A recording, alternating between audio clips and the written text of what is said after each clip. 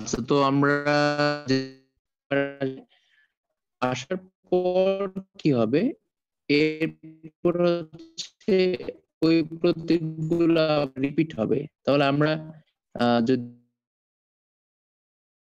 আসবে কি 10, কারণ শেষ হওয়ার পর আসবে 10, তারপর কি আসবে 11, আবার আসবে 12, তারপরে 13, তারপরে 14, 15, তারপরে 16, তারপরে 17, 18, 19, 9 এর পরে কি আসে? 9 এর পরে এখানে আসা হচ্ছে এ, তাহলে 1A, তারপর আসবে 1B, 1C, 1D, তারপর হচ্ছে 1E, 1F।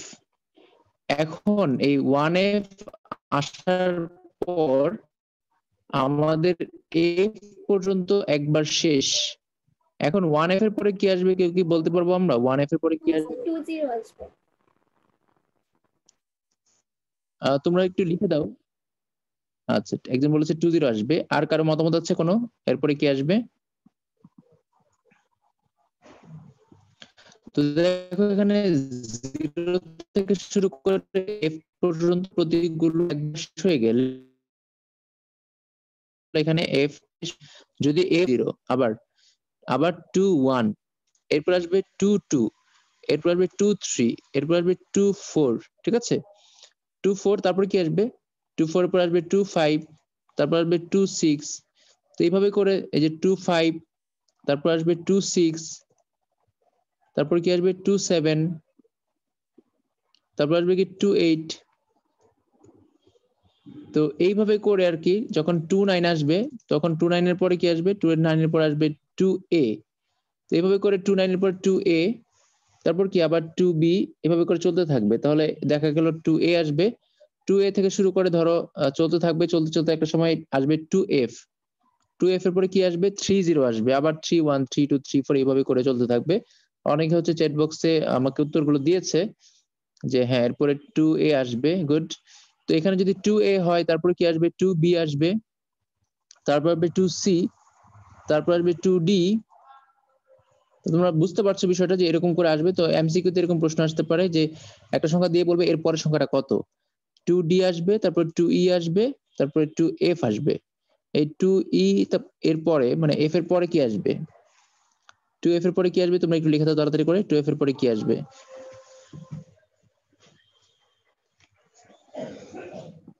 আচ্ছা, অলরেডি একজন লিখে দিয়েছে।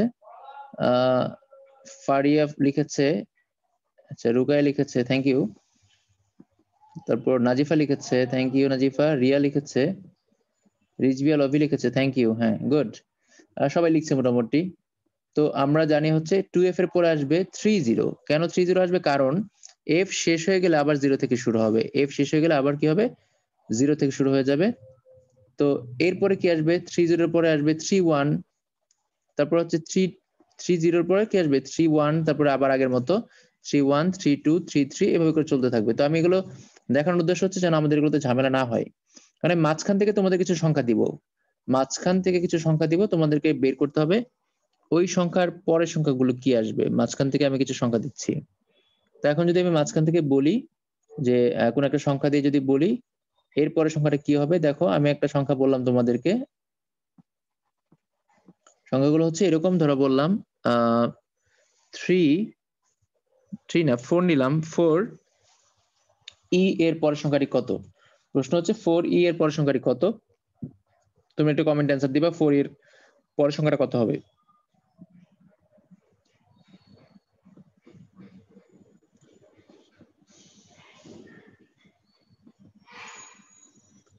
আচ্ছা, মার্জানা জয়েন করেছো। আপাতত আমাদের কথা শোনো, এরপরে আমরা এই কিছুক্ষণের মধ্যে আমাদের আরেকটা টপিক শুরু হবে, নতুন টপিক। তো তখন তুমি সুন্দর করে বুঝতে পারবে আশা করি। এখন হয়তো একটু বুঝতে সমস্যা হতে পারে। স্যার আজকের ক্লাসটাও তো রেকর্ডিং এ দিবেন তাই না? হ্যাঁ হ্যাঁ, অবশ্যই সব ক্লাস রেকর্ডিং থাকবে, সমস্যা নাই, চিন্তা করার কোনো কারণ নাই, ঠিক আছে? অনেকে আছে যাদের টাইম আছে কিন্তু নেট নাই, বাসায় নেট চলে গেছে, এমন হতে আমারও যেমন যে কোনো সময় হতে পারে যে কারেন্ট চলে গেছে বা বৃষ্টি হচ্ছে, নেটের সমস্যা। আজকে যেমন বৃষ্টি হচ্ছে তাই শুরুতে নেটের সমস্যা হচ্ছিল, এই জন্য রেকর্ডিং থাকবে ইনশাল্লাহ। ওকে, তো প্রশ্নটা ছিল 4E এর পরের সংখ্যাটি কত। তো অনেকে অ্যান্সার দিয়েছে অলরেডি, আমি 6 জন 7 জন অ্যান্সার পেয়ে গেছি, ভেরি গুড। তো হচ্ছে আমি এখানে যদি বলি 4e এর পরের সংখ্যাটা কত হবে, e এর পরে কি আসে, e এর পরে f আসে, তাহলে 4f হয়ে যাবে। তাহলে 4f এর পরে কি আসবে, f আসা মানে হচ্ছে সংখ্যাটা ওখানেই শেষ, তখন 5 থেকে শুরু হবে। আবার 4 এর পরে কি আসে, 5 আসে, তখন 5 থেকে শুরু হবে, তারপর 5051। এখন আমরা আরেকটু কঠিনের দিকে যাই। কিরকম কঠিনের দিকে যাবো আমরা, আমি হচ্ছে বলবো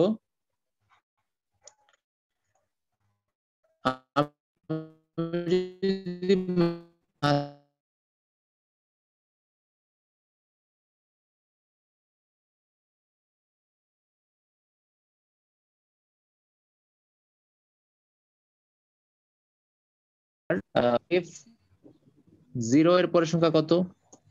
তারপর প্রশ্ন হচ্ছে আমার CE f এর পরের সংখ্যা কত। তো এইগুলোর উত্তর তোমরা একটু কমেন্টে লিখে দাও। না করেন, আমি কি আজকে লিভ নিতে পারি স্যার? কেন, সমস্যা?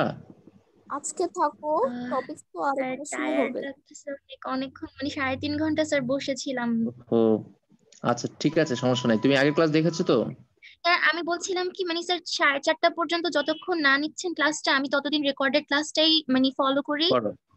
আচ্ছা আচ্ছা ঠিক আছে। আচ্ছা স্যার, তাহলে আমি লিভ ওকে, নিলাম স্যার। আসসালামু আলাইকুম। ওকে। তাহলে এই যে আমি প্রশ্নগুলো দিলাম এখানে, তোমরা একটু কষ্ট করে এগুলোর উত্তর লিখে ফেলো। এইগুলো পারলে বোঝা যাবে তোমাদের যে মানে হেক্সাডেসিমাল সংখ্যার যে বেসিকটা সেটা তোমাদের ক্লিয়ার হয়েছে। আফি লিখেছে সি এর পরে সি গুড, রিয়া লিখেছে সি, হ্যাঁ গুড, ঠিক আছে হয়েছে। তারপর আবার লিখেছে এফডি, হ্যাঁ এটা হয়েছে। তারপর হচ্ছে তারপর আবার অনেকে লিখেছে আবার, আচ্ছা হ্যাঁ অনেকগুলো মেসেজ এসেছে প্রাইভেটে। আচ্ছা মোটামুটি সবাই লিখেছে, ফারিয়া লিখেছে, রিজভি লিখেছে। তো আমি একটু দেখি এখানে কোনটার পরে কি হবে। দেখো আমরা যেখান থেকে দিক না কেন সেটা আমার চিন্তার বিষয় না, বিষয়টা হচ্ছে দেখতে হবে এখানে লাস্ট সংখ্যাটা কত। এখানে লাস্ট প্রতীক হচ্ছে ডি, তো আমরা জানি ডি এর পরে কি আসে, ডি এর পরে সবসময় ই আসে, হবে না, কারণ আমার এই সংখ্যাটা তো এফ না। লাস্টের সংখ্যাটা বা প্রতীকটা যদি এফ হয় তখন সামনেটা চেঞ্জ হয়ে সিটা ডি হয়ে যাবে। যতক্ষণ পর্যন্ত না এটা চেঞ্জ মানে এফ হবে ততক্ষণ পর্যন্ত সামনে যা ছিল তাই থাকবে। যেমন আমি যদি বলি 51 এর পরে সংখ্যাটা কত, এমনি নর্মাল একটা সংখ্যা, নর্মাল ডেসিমাল সংখ্যা, তখন তুমি বলবা 1 এর পর হচ্ছে 2, তাহলে এই 2 তো শেষ সংখ্যা না বা 1 তো শেষ সংখ্যা না, তাই এখানে 5ই থাকবে, অর্থাৎ 51 এর পরে 52। কিন্তু আমি যদি বলতাম 59 এর পরের সংখ্যাটা কত, 59 এর পরের সংখ্যাটা কত, তখন তুমি বলতা যে 9 তো শেষ হয়ে গেছে, অর্থাৎ 9 পর্যন্ত প্রতীক শেষ, মানে ডেসিমাল সংখ্যার কথা বলছি, 9 পর্যন্ত সংখ্যার প্রতীক শেষ, তার মানে 9 এর পর আবার, তার মানে 5টা হয়ে যাবে হচ্ছে 6, তার মানে 59 এর পরে সংখ্যাটা আসে হচ্ছে 60। এখন এই হেক্সাডেসিমাল বিষয়টা হচ্ছে যদি লাস্টে এফ থাকে তখন কি হবে, সামনের ডিজিটটা চেঞ্জ হবে। যদি লাস্টে এফ থাকে সামনের ডিজিটটা চেঞ্জ হবে, ডিজিট চেঞ্জ হবে, সি তাই থাকবে। কারণ এটা হচ্ছে এই সিটা লাস্টের প্রতীক না, তার মানে এটা চেঞ্জ হবে না। তাহলে এফ সামনেটা ছিল এফ, এফ থেকে এরপর প্রশ্ন হচ্ছে এফ 0। স্যার এটা একটু বুঝাবেন স্যার, কথা কেটে কেটে আসছে স্যার, আমি বুঝতে পারছি না।